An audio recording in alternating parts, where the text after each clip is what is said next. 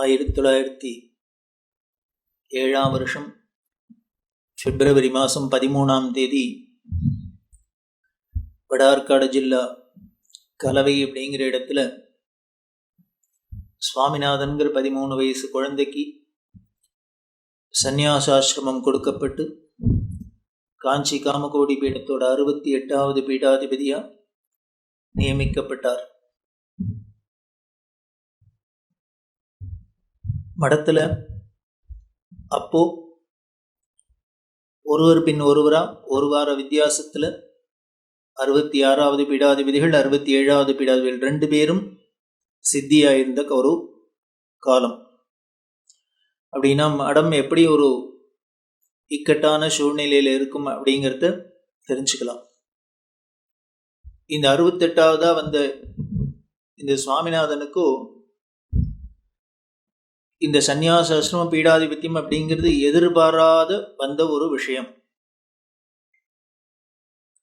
அந்த 66வது பிரிவாக தந்தி கொடுத்துருந்தா அவருக்கு பெரியம்மா வைசூரி போட்டி தான் சித்தி ஆயிடுவோம் அப்படிங்கிற ஒரு சூழ்நிலையில் சுவாமிநாதனுக்கு சந்நியாசாசிரமம் கொடுத்து பீடாதிபதியாக நியமனம்ட்டு தான் சித்தியாகணும், அதனால் அதுக்குள்ளே வர சொல்லி தந்தி கொடுத்துருந்தா. ஆனால் கம்யூனிகேஷன் கேப் அப்படின்னு இந்த தந்தி வந்த சமயத்தில் சுவாமிநாதனோட அப்பா ஊரில் இல்லாததுனால தாயாரால் குழந்தைய அழிச்சுன்னு உடனே போக முடியல கலவைக்கு. இந்த காலத்து பெண்களாக இருந்தால் கவலை இல்லை, ஹேண்ட்பேக் மேட்னு உடனே கிளம்பிடுவா.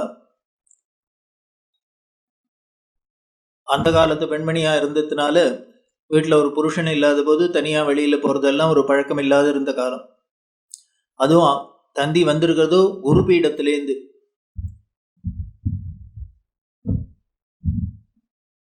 அப்படி இவ யோஜனை பண்ணி எல்லாம் பண்றதுக்குள்ள அந்த ஆச்சாரியர்கள் சித்தி ஆயிட்டர். சரி, சித்தி ஆனதுனால பீடாதிபதி இல்லாத ஒரு க்ஷணம் இருக்க முடியாதுங்கிற ஒரு நிர்பந்தத்தில் அந்த ஆச்சாரியாளுக்கு கைங்கரியம் பண்ணியிருந்த ஒரு பிரம்மச்சாரி வேதவித்து லக்ஷ்மிகாந்தன்னு அவருக்கு சந்நியாசாசிரமம் கொடுக்கப்பட்டு 67வது பீடாதிபதியாக நியமிக்கப்பட்டார் அப்படிங்கிறத பார்த்தோம். இந்த 67வது பீடாதிபதியாக நியமனம் பண்ணப்பட்ட அவர் யாருன்னா பெரியவாளோட சொந்த பெரியம்மா புள்ள, பெரியவாளோட தாயார் மகாலட்சுமி அம்மா, மகாலட்சுமி அம்மாவோட அக்கா புள்ள இவர். அவர் மடத்திலேயே பாடசாலையில் அத்தியனம் பண்ணிட்டு அந்த ஆச்சாரியாளுக்கு கைங்கரியம் பண்ணிட்டு இருந்தார். அந்த இக்கட்டான சூழ்நிலையில் வேற ஒன்றும் தகுதி வாய்ந்த ஒரு பிரம்மச்சாரி இவரை தான் தெரிஞ்சது, அதனால அவருக்கு ஆசிரமம் கொடுத்துட்டார். ஆனால் அவருக்கும் உடனேயே இந்த நிறவாரமாக பெரியம்மா போட்டி அவருக்கும் ரொம்ப சீரியஸாக எடுத்து. காரணம், அந்த 66வது பெரியவாளுக்கு அம்மா போட்டி இருக்கிறதே அவரை தொட்டு கைங்கரியெல்லாம் பண்ணினதுனால இவருக்கும் அது வந்துடுத்து. அவருக்கும் தெரிஞ்சுடுத்து நாமளும் இருக்க போகிறதில்ல, சித்தியாக போகிறோம் அப்படின்னு. அவர் பீடாதிபத்தியத்தில் இருந்ததே மொத்தம் 7 நாள். 8வது நாள் சித்தி ஆயாச்சு.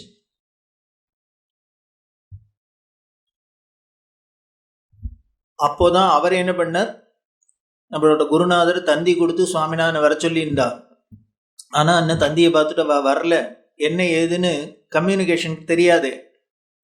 அதனால மடத்திலேருந்து வண்டியும் ஆளையும் அனுப்பிச்சு நேர திண்டிவனம் போய் சுவாமிநாதனை கையோட அழிச்சுன்னு வருது அப்படின்னு சொல்லி அனுப்பிச்சிருந்தார். இந்த கலவையிலேருந்து வண்டியை எடுத்துட்டு காஞ்சிபுரம் வந்து காஞ்சிபுரத்துலேருந்து திண்டிவனம் வரணும். ஆனால் காஞ்சிபுரம் வரத்துக்குள்ளேயே என்ன ஆயிடுத்து, இந்த மகாலட்சுமி அம்மா குழந்தைய அழிச்சுட்டு காஞ்சிபுரம் வந்துட்டா. ஏன்னா ஊரில் இருக்கவெல்லாம் சொல்லி அனுப்பிச்சிருந்தா ஆச்சாரியாள்கிட்டையும் தந்தி வந்திருக்குன்னு. அந்த காலத்தில் தந்தின்னாலே பயப்படுவா. தந்தி எதுக்கு வரும் அப்படின்னு, ஏதோ 2 விஷயத்துக்கு தான் வரும். ஒன்று போயிட்டான்னு வரும், இல்லை பிறந்துட்டான்னு வரும். இந்த தந்தியை பார்த்தாலே ஏதோ ஒரு தீட்டு வந்துடும். ஒன்றா விருத்தியாக இருக்கும், இல்லை தீட்டாக இருக்கும். அதனால் எங்கள் பாட்டியெல்லாம் தந்தினாலே குளிக்கிறதுக்கு முன்னால் அதை படியும்பா. என்னமோ தந்தி வந்தாலே என்ன ஸ்நானம் பண்ணுமா என்ன அப்படின்னு இருந்த காலம்.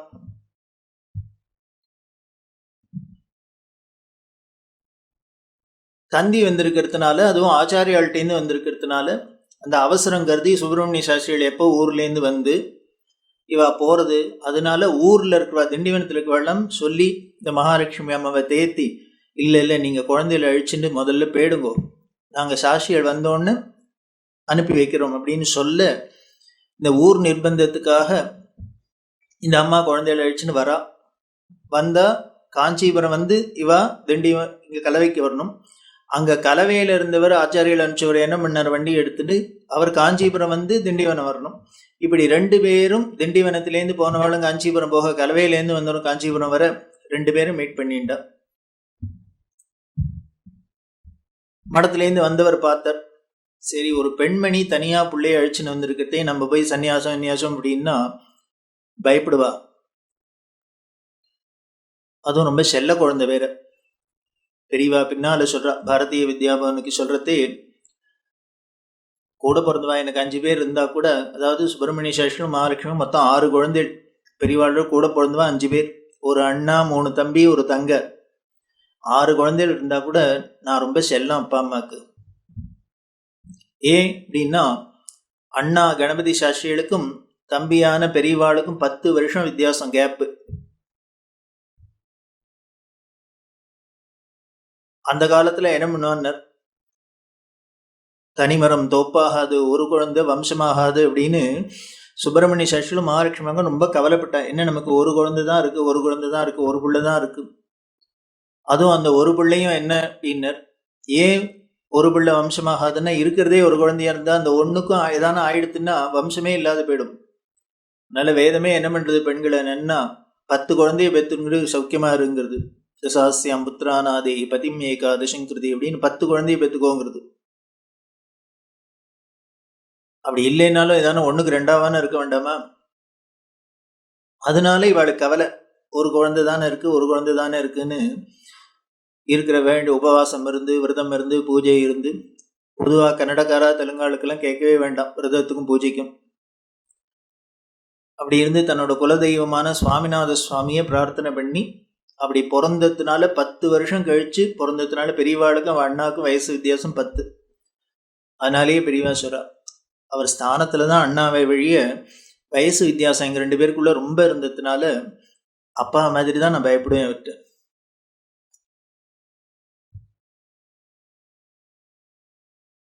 அப்படி இருந்ததுனால 10 வருஷம் தவம் இருந்து பார்த்ததுனால இவருக்கு ஒரு தனி ஸ்பெஷல் பிரியம்.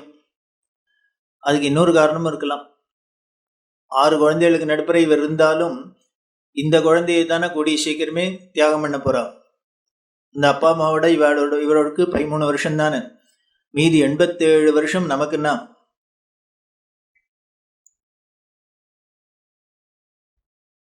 அதனால அம்மாவை அழிச்சுன்னு வந்திருக்கா. அப்படி இருக்கிற அந்த பிரியமா இருக்கிற தாயார்கிட்ட போய் உங்க பிள்ளை இனிமே உங்களுக்கு இல்லை சன்னியாசம் சாமியார் அப்படின்னு சொன்னா அவளுக்கு ஷாக்கா இருக்க போறதுன்னு அந்த வந்தவர் என்ன பண்ணார், நான் குழந்தை சுவாமிநாதனை அழிச்சுன்னு முன்னால போறேன், நீங்க சுப்பிரமணிய சாஸ்திரிகள் வந்தோன்னு உடனே கலவைக்கு கிளம்பி வந்துடுங்க அப்படின்னு சொல்லிட்டு அவர் என்ன பண்ணார், ஹைஜாக் பண்றாப்புல சுவாமிநாதன் அம்மாட்டேந்து பிரிச்சு வண்டியில ஏற்றி அழிச்சுன்னு போயிட்டார். காஞ்சிபுரத்திலேருந்து கலவைக்கு போற வழியில அவர் சொல்றார், குழந்தை இனிமே நீ அநேகமா திரும்பி வீட்டுக்கு போக மாட்ட அப்படின்னு. இதான் முதல் ஸ்டேட்மெண்ட், நீ சாமியார் ஆக போறங்கிறதுக்கு. அப்பவும் பெரியவா சொல்றா, அப்போ சொன்னார் எனக்கு ஆனால் என்னன்னு புரியல, ஏன் இப்படி சொன்னார்னு. நான் என்ன நினச்சிருந்தேன், 67ஆவதா வந்தது எங்கள் பெரியம்மா புள்ள, இவருக்கு அண்ணாஸ்தானம் தானே, அப்படி இருக்கிறதுனால அண்ணாவுக்கு கைங்கரியம் பண்ணிட்டு நான் அங்கேயே இருக்கணும் மடத்தில் அப்படின்னு நினைக்கிறாளாக்கும் நினச்சின்னு தான் கலவைக்கு போனேன். ஆனால் அங்கே போனதுக்கு அப்புறம் தான் தெரியுது நான் தான் சுவாமிகளாக போகிறேன்னு.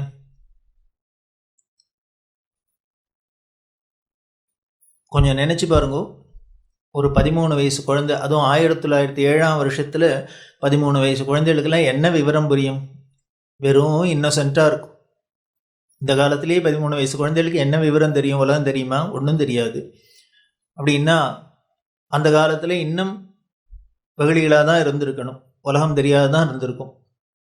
அப்படி இருக்கிற குழந்தைகிட்ட நீ தான் இந்த சாமியார் அப்படின்னா எப்படி இருந்திருக்கும், ஷாக்காக இருந்திருக்குமா. அதுக்கு பெரியவா என்ன ரியாக்ட் பண்ணா சொல்றா, நான் இதை எதிர்பார்க்கல, நான் ஏதோ சுவாமிகளுக்கு கைங்கரியம் பண்ண போகிறேனாக்குன்னு நினச்சிருந்தா நானே தான் சுவாமிகள் அப்படின்னா எனக்கு என்ன பண்ணுறதுன்னு தெரியல. எனக்கு அப்படியே பிரமிப்பாக இருந்து என்ன பண்ணேன்னு. அதுக்கப்புறம் ஒன்றும் பேச்சே இல்லை. கலவை போகிற வரைக்கும் நான் தலையை குனிஞ்சுன்னு ராமராமான்னு சொல்லிகிட்டே போனேன்.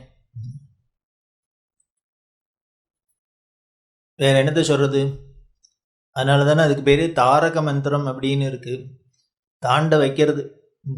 சம்சாரங்கிறதுலே பிறவி பெருங்கடலே தாண்ட வச்சுடுறதுன்னா பெரிய இந்த மடாதிபதி இந்த பொறுப்பு இல்லாமல் தாண்ட வைக்காது. அப்படி இவ போறா. ஈஸ்வரே இந்த 13 வயசு குழந்தைக்கு முன்னறிவிப்பு இல்லாத நீந்தான் பீடாதிபதி அப்படின்னா எப்படி இருந்திருக்கும்? அதே மாதிரி பீடாதிபதினாலும் ஆசிரமமோ 4 ஆசிரமத்தில் ரொம்ப கடுமையான ஆசிரமம் சந்நியாச ஆசிரமம். நமது சாஸ்திரத்தில் மனிதனோட வாழ்க்கையை 4 பிரிச்சுது. 4 ஸ்டேஜ். இந்த ஆசிரமம்னா 4 நிலைகள். அதில் முதல்ல படிக்க வேண்டிய ஸ்டேஜ் அந்த குழந்தை பருவத்தை தள்ளிடுங்கோ, மீதி படிக்க வேண்டிய காலம். அதில் பிரம்மச்சரிய ஆசிரமம் அப்படின்னு. அதுக்கடுத்து படிப்பை முடித்து கல்யாணம் பண்ணி குழந்தைகள் குட்டிகளோட ஒரு சம்சாரத்தில் ஈடுபட்டு இருக்கிறது, அது கிரகஸ்த ஆசிரமம். அதுக்கப்புறம் எத்தனை நாளைக்கு இப்படியே இந்த சம்சாரத்திலே ஓடுன்னு இருக்கிறது. அதனால் இந்த பொறுப்புலேருந்தெல்லாம் விலகி தங்களோட ஆன்மீக முன்னேற்றத்துக்கு ஆத்மக்ஷேமத்துக்கு இவாளுக்கு ஏதானும் ஞான மார்க்கத்தில் ஈடுபடுறதுக்கு ஒரு ட்ரைனிங் மாதிரி கண்காணாத காட்ட பார்க்க போ. வானப்பிரஸ்தம். அதுக்கப்புறம் 4வது ஸ்டேஜ். இந்த வானப்பிரஸ்தத்தில் போய் குடும்பத்திலேருந்து இந்த பந்தபாசங்கள்லேருந்தெல்லாம் விலகி இருந்து நமக்கு ஒரு பக்குவம் ஏற்பட ஆரம்பித்தோன்னு முழுக்க எல்லாத்தையும் திறந்துட்டு சந்நியாசாசிரமம் அப்படின்னு இந்த பற்றற்ற நிலை. அந்த சந்நியாச ஆசிரமம்ங்கிறது கடுமையான ஆசிரமம். ரொம்ப அதுவும் இந்த கலியில் சந்நியாசாசிரமம் அப்படிங்கிறது இன்னும் ரொம்பவே சிரமமான ஒரு காரியம். அப்படி இருக்கிற ஆசிரமமோ கடுமையான சந்நியாசாசிரமம். வயசோ ஒன்று விவரம் புரியாத 13 வயசு. பொறுப்போ அதை விட பெருசா ஒரு பீடாதிபதி மடாதிபதி அப்படிங்கிற பொறுப்பு. சாஸ்திரத்தில் இந்த மாடாதிபத்தியம் அப்படிங்கிறத என்னென்னு இருக்குது, ஒரு தண்டனையாகவே சொல்லியிருக்கு. யாருக்கான ஏதான பெருசாக தண்டனை கொடுக்கணும்னா என்னென்ன, ஏதோ ஒரு மடத்தில் ஏற்றி உட்காந்து வச்சுரு பீடாதிபதியான்னு போட்டும். அப்படி மாடாதிபத்தியத்தை ஒரு தண்டனையாக சொல்லியிருக்கு. அப்படி ஒரு மடாதிபதி பொறுப்பு. காலமோ கலிகாலம். மடாதிபதியாக இருந்தால் என்ன சார் அப்படின்னார். சும்மா இருந்தால் போகாது, ஆச்சாரியன் ஜெகத்குருன்னு பட்டம் போட்டுன்னு உட்காந்துனுட்டா போகாது, என்ன ஆயிடும் அப்படின்னார். சிஷ்ய பாபம் குரும் ரஜேத் அப்படின்னு இவர் யாரெல்லாம் சிஷ்யான்னு நினச்சின்னு இருக்காளோ அத்தனை பேர் பண்ணுற பாவமும் இவர் தலையில் வந்து விழும். எல்லாரும் என்ன பண்ணுவா, ஒரு சிப்பு பழத்தை வச்சு நமஸ்காரம் பண்ணிட்டு போயிடுவா. பெரியவா தரிசனம் ஆச்சு, பெரியவா தரிசனம் அகோபாகியம் அப்படின்னு எல்லாரும் போனால் இவ வைக்கிற பழத்தெல்லாம் அவர் வாங்கி வச்சுட்டு எல்லாம் டிரான்ஸ்ஃபர் ஆகிடுறது. அப்படின்னா எவ்வளோ ஒரு கஷ்டமான காரியம். காலம் கலிகாலம்.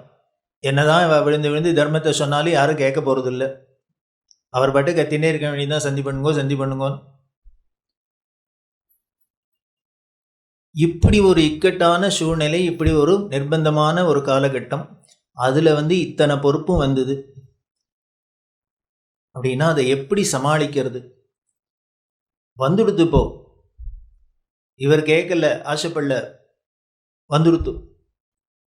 என்ன பண்ணுறது? பின்வாங்கவும் முடியாது, ஏற்றுக்கிறதுக்கும் என்ன பண்ணுறதுன்னு தெரில. அப்படி இருக்கிறதே அதுக்குள்ளே அப்பா வந்துட்டார், அம்மாவும் அப்பாவும் வந்தா கலவைக்கு. இப்போ தான் அறிவிக்கப்பட்டது, உங்கள் குழந்தைய நீங்கள் விட்டு கொடுக்கணும். ஏன்னா 66, 67 2 ஆச்சாரியாலும் இந்த மடத்துக்கு இவர் தான் அப்படின்னு தீர்மானம் பண்ணியிருக்கா. அதனால் நீங்கள் உங்கள் குழந்தைய தியாகம் பண்ண அப்படின்னா எந்த அப்பா அம்மாவுக்கு மனசு வரும்? எந்த எனக்கு வேண்டாம் ஒரு குழந்தை எடுத்துங்கன்னு சொல்கிறதுக்கு என்ன பண்ணுறதுன்னு தெரில. ஆனால் வந்திருக்கிறதோ கேட்குறதோ ஆச்சாரியா பீடம். மாட்டேன்னு சொல்லவும் முடியாத ஒரு நிர்பந்தம். என்ன பதில் சொல்கிறதுன்னு தெரியல. அம்மா ரொம்ப கவலைப்பட்டா. ஆதிசங்கர பகவத்பாதாள் காலடியில் பூர்ணா நதியில் அம்மாவோட குளிக்க போனார். முதல்ல காலை பிடிச்சது, காலை பிடிச்சி இழுக்கிறது, முழுங்க கண்ணை எதிர்க்க, தாயார் கண்ணை எதிர்க்க புள்ள போயின்னு இருக்கான். பஜ்ஜி சாப்பிட்றாப்பில் முதல்ல முழுங்கின்னு இருக்கு. என்ன பண்ணுவோம், பதர்றா அரியாம்பாள். அப்போது சங்கரேஸ்வரர் ஒரே ஒரு வழி தான் இருக்குது நான் தப்பிக்கணும்னா, நான் சந்நியாசம் வாங்கினுட்டா அது மறுஜன்மான்னு சாஸ்திரம் சொல்லுது. எனக்கு இந்த ஜென்மத்தில் இப்படி முதல்ல வாயிலே மாட்டின்னு போகணுன்னு இருக்கு போல இருக்கு. என் ஜென்மா மாறி விடுத்துனா வேற தினசா இருக்கலாம் என்னோட விதி. அதனால் சன்னியாசம் வாங்கிக்கிறதுக்கு வேணால் உத்தரவு கொடு, நான் சன்னியாசம் வாங்கிட்டு பார்க்குறேன், தப்பிச்சா உண்டு. சரி சன்னியாசம் வாங்கிட்டோம், தப்பிக்காத முதல்ல மொழிங்கி கொடுத்தனா என்ன அப்படின்னு. ஒன்றும் இல்லை, நல்லது தான். சன்னியாசாசிரமம் வாங்கிட்டு சித்தி ஆகிட்டார், அவ்வளோதான். ஆபத்து சன்னியாசம் வாங்கிட்டார், அன்றைக்கி ஆல் க்ளோஸ். நிச்சயம் சத்கதி தான். ஒரு குடும்பத்தில் ஒருத்தர் சன்னியாசம் வாங்கிட்டா அவள் பரம்பரையில் இத்தனை பேர் இத்தனை தலைமுறைகள் உதாரணம் வரான்னு சொன்னால் அந்த சன்னியாசிவன் போயிடுவரா? போக மாட்டார். அதனால் குடுன்னு சொல்கிற. அதனால் என்ன பண்ணார், இந்த ஒரு தாயாருக்கு என்ன பண்ணுவோன்னு, எப்படியோ குழந்தை பழைச்சா சரி உத்தரவு கொடுத்தா. இவர் மந்திரத்தை சொன்னார், சன்னியாசம் வாங்கிட்டார், முதல்ல விட்டுடுத்து வெளியில் வந்தார். வந்தோன்னு ஆரியாம் பண்ண, ஆற்றுக்கு வாப்பா அப்படின்னா. ஆற்றுக்கு வாவா? சன்னியாசி எல்லாத்தையும் விட்டுட்டேன்னு சொல்லி மந்திரத்தை சொல்லிட்டு இங்கே வந்திருக்கேன், ஆற்றுக்கு வான்னு கூப்பிட்டா இன்னுமே எனக்கு கிடையாது. அப்போ ஆரியாம்பன் அழுதா, விட்டுட்டு போனீன்னாக்க உனக்கு யாருப்பா சாம்போடுவா அப்படின்னு. எப்பொழுதும் இந்த அம்மாக்களுக்கெல்லாம் இதே கவலை தான். எப்போ பாரு குழந்தைகளுக்கு சாப்பிடணும், அதுதான் தாய் உள்ளம்ங்கிறது. அதனால தான் என்ன பண்ணிட்டு சாஸ்திரம் எதை எதை யாரு கையால் வாங்கிக்கணும் அப்படின்னு பண்ணணும் அப்படிங்கிறது அதில் என்ன சொல்கிறது, மாத்திருஹஸ்தேன போஜனம், அம்மா கையால் தான் சாப்பிடணும். ஏன், தாயார் ஒத்திக்கு தான் குழந்தை எத்தனை வயசானாலும் குழந்தை தான். அவன் எத்தனை சாப்பிட்டாலும் திருப்தி இவளுக்கு இருக்காது. என்ன பண்ணுவோம் அப்படின்னு, அவர் என்னமோ 20 இட்லி தின்னு இருப்பார். யாரானு வந்து பார்த்துட்டா என்னமோ தெரில, பாவம் முன்னெல்லாம் 40 திங்கும், இப்போ வயிறு ரொம்ப சுருங்கி போயிடுத்து, 20 தான் திங்கு. அப்படிதான் இருக்கும். இதே அடுத்த மாமியா இருந்தால் சொல்லுவாளா? சொல்ல மாட்டா. 10 போட்டோடனே மாமா பார்க்கறதுக்கு தான் அப்படி இருக்காரு, நன்னா திங்கிறார்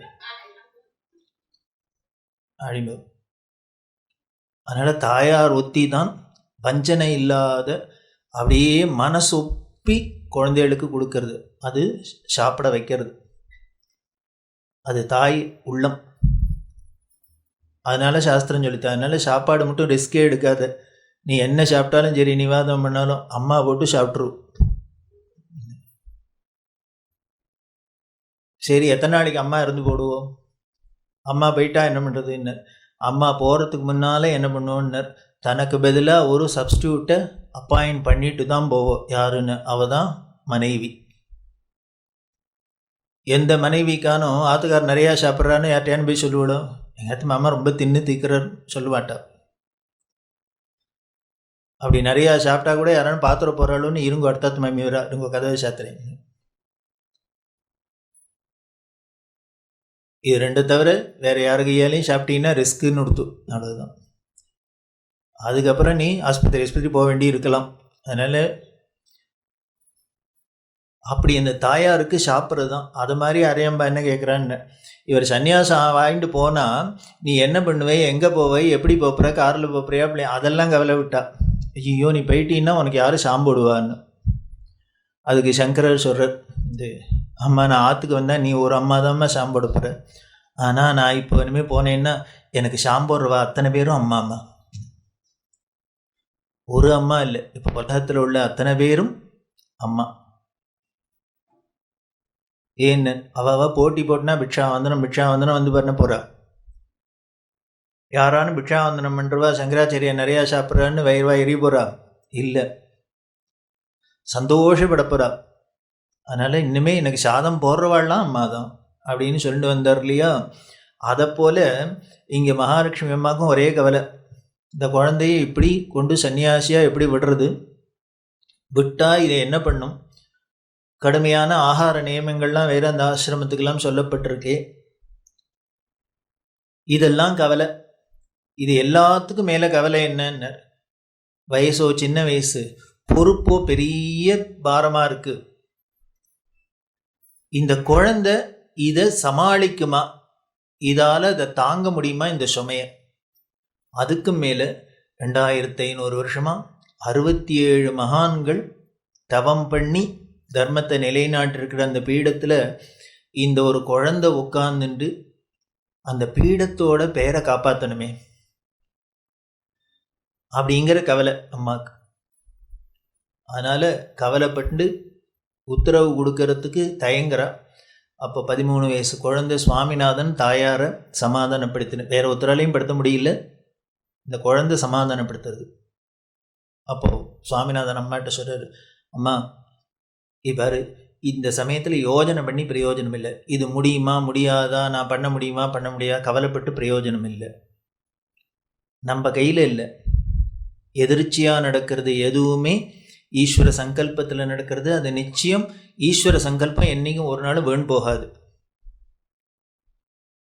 அதோட இல்லை, நான் தான் வரணும்னு ஒருத்தருக்கு 2 பேரா என் குருமார்கள் 2 பேரும் என்னதான் தீர்மானம் பண்ணியிருக்கான்னா, நான் இந்த பீடத்துக்கு எனக்கு தகுதி இருக்கா, என்னால் இந்த பீடத்துக்கு நல்லது பண்ண முடியுமா அப்படிங்கிற யோஜனை அவளுக்குன்னா இருக்கணும். இந்த குழந்தைகிட்ட கொடுக்கலாமா, இது சரியாக பார்த்துக்குமான்னு அப்பாயின்மெண்ட் ஆர்டர் கொடுக்கும். எம்ப்ளாயர்னா பயப்படணும், இவர் இந்த வேலையில் வைக்கலாமான்னு. எம்ப்ளாயிகிட்ட போய் கேட்டால் யாரானு சொல்லுவாளா, என்ன எனக்கு யோகியதே இல்லை சார், எனக்கு அப்பாயின்மெண்ட் கொடுக்காதீங்கன்னா சொல்லுவா.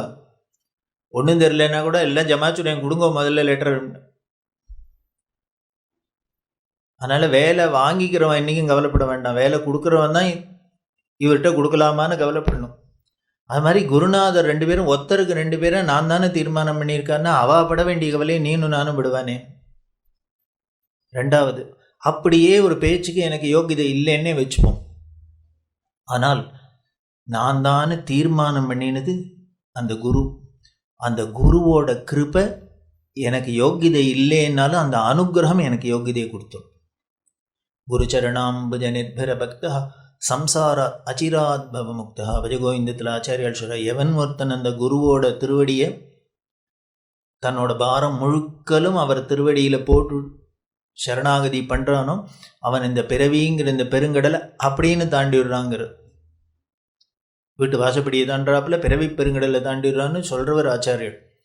அதனால் அந்த குருநாதரை நான் நம்புகிறேன், அவள் அனுகிரகத்தை நம்புகிறேன், சரணாகதி பண்ணுறேன். எனக்கு நல்ல பேர் கிடைச்சதுன்னா அவளுக்கு, எனக்கு கெட்ட பேர் கிடைச்சாலும் அவளுக்கு தான். அதனால் இப்போ நீனும் நானும் கவலைப்பட்டு பிரயோஜனம் இல்லை அப்படின்னு அம்மாவுக்கு சமாதானம் சொல்ல அப்பாவும் அம்மாவும் ஆச்சரியப்பட்டா. எப்படின்னா உனக்கு இவ்வளவு திடீர்னு இவ்வளவு பக்குவம் வந்தது? இதெல்லாம் 13 வயசு குழந்தை ஃபிலாசபியா அதெல்லாம். அப்படி அப்பா அம்மாவோட சம்மதத்தோட அன்னைக்கு பார்த்தவா தான் இந்த சுவாமிநாதன் அப்பா அம்மா. அதுக்கப்புறம் அவள் ஆயுசில் இந்த குழந்தைய திரும்பியே பார்க்கல. அப்படின்னா அவள் இவ்வளோ வைராக்கியசீலர்களாக இருக்கணும். ஆச்சரியம் என்ன அப்படின்னா, உலகம் முழுக்கலும் பெரியவாளை பார்த்து பார்த்து பார்த்து பார்த்து பார்த்துக்கிட்டே இருக்க தோணுது, பெரியவாளை பார்த்துக்கிட்டே இருக்க தோணுதுன்னு ஒரு தரம் பார்த்தா 2 தரம் பார்த்தா ஆசை இன்னும் பார்க்கணுன்னு தான் ஆசையாக இருக்கே வழிய, என்ன ஒரு ஃபோட்டோவில் பார்க்குறதையே நமக்கு எவ்வளோ ஆசையாக இருக்குன்னா நேராக பார்க்குறதே எப்படி இருக்கும்? அப்படி உலகமே பார்த்து பார்த்து ஆனந்தப்பட்ட அந்த திவ்யமங்கல ஸ்வரூபத்தை இந்த உலகத்துக்கு கொடுத்த அந்த அப்பா அம்மா இப்படி காஷாய தண்ட கோலத்தில் பார்க்கல. அதுதான் வேடிக்கை.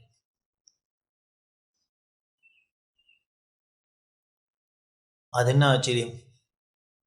அப்படி சிரமப்பட்டு ஜெயிலில் இருந்து இத்தனை கெடுபிடிக்கு நடுப்புற அந்த பகவானை குழந்தையா பெற்ற தேவகியும் வசுதேவரும் என்ன பண்ணான்னார், அந்த கிருஷ்ணரோட அந்த பாலலீலையில் ஏதாவது ஒன்றை பார்த்தாலோ கண்ணால் பார்க்கல, அத்தனையும் வாரிண்டு போனது யசோதை.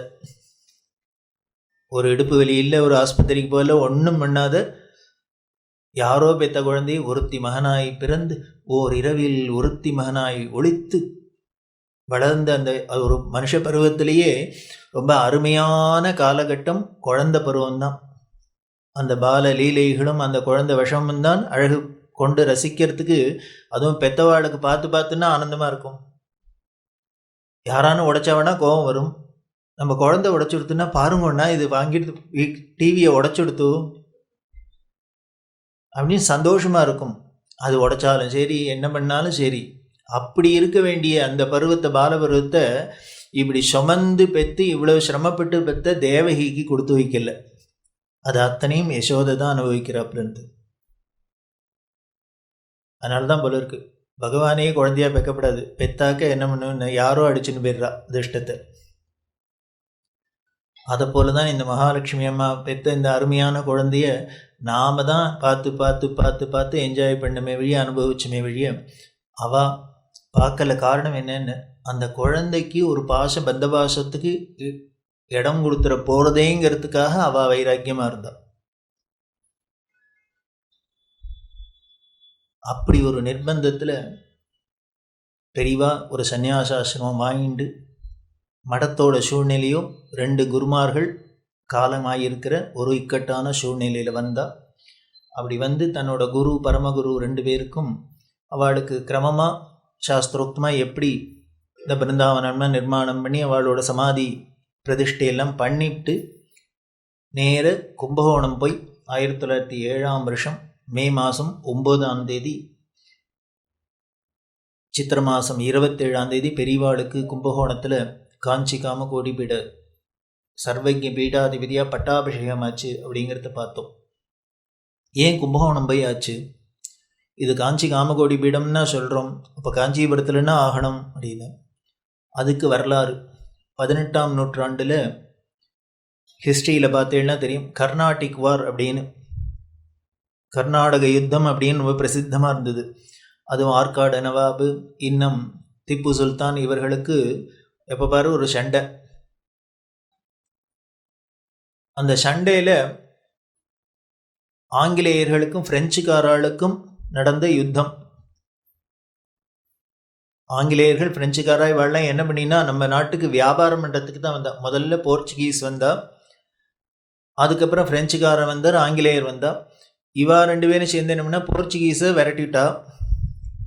அதுக்கப்புறம் இவா 2 பேரும் ஒருத்தருக்கு ஒருத்தர் அடிச்சுன்னு யாரை விரட்டிட்டு யார் இந்த தேசத்தை கபலீகரம் பண்ணுறது அப்படிங்கிற போட்டா போட்டி. அதில் என்ன பண்ணினா நம்ம நாட்டில் பல குறிநில மன்னர்கள்லாம் ராஜாங்கம் அங்கங்கே ஒரு சின்ன சின்ன சம்ஸ்தானமாக இருந்ததுனால இவா தந்திரம் பண்ணி பிரெஞ்சுக்காரா என்ன பண்ணுவா, ஒரு சில ராஜாங்கத்தை போய் ராஜாக்களை தங்களோட ஃப்ரெண்டாக ஆக்கிப்பா. அவருக்கு ஏதோ ஆசை காமிச்சு அத்தை பண்ணி இத்தை பண்ணி. இப்படி பிரெஞ்சுக்கார யாரையானு போய் எந்த ராஜாங்கத்தையானும் பிடிச்சிருந்தா உடனே வெள்ளைக்காரன் பார்ப்போம். அவரை என்ன பண்ணுவான்னு, இந்த பிரெஞ்சுக்காரன் பிடிச்சிருக்கிற ராஜாவுக்கு விரோதி யாருன்னு பாரு, அவனை நீ உன் கட்சி வச்சுக்கோ. எல்லாம் இப்போ கூட்டணி வச்சுக்கிறாளோ இல்லையா, அலையன்ஸு. அது மாதிரி பண்ணிண்டு இவா இந்த பக்கம் சேர்த்துண்டு இப்போ இவா 2 பேரும் ஒருத்தருக்கு ஒருத்தர் மோதிக்காத இங்கே இருக்கிற ராஜாக்களை ஒருத்தருக்கு ஒருத்தர் சுண்டி விட்டு இவா ஒருத்தருக்கு ஒருத்தர் சண்டை போட்டுக்கிறது. சண்டை போட்டுண்டா அதில் இந்த குரங்கு அப்பா மத்தியஸ்தம் பண்ணுறாப்புல இப்போ இவா வருவா வந்து, நீங்கள் 2 பேரும் சண்டை போட்டுக்காதீங்க, நான் உடனே அதை சரி பண்ணி வைக்கிறேன்னு சொல்லி அந்த ராஜ்யத்தை கபலீகரம் பண்ணுது. இப்படி தான் பண்ணா.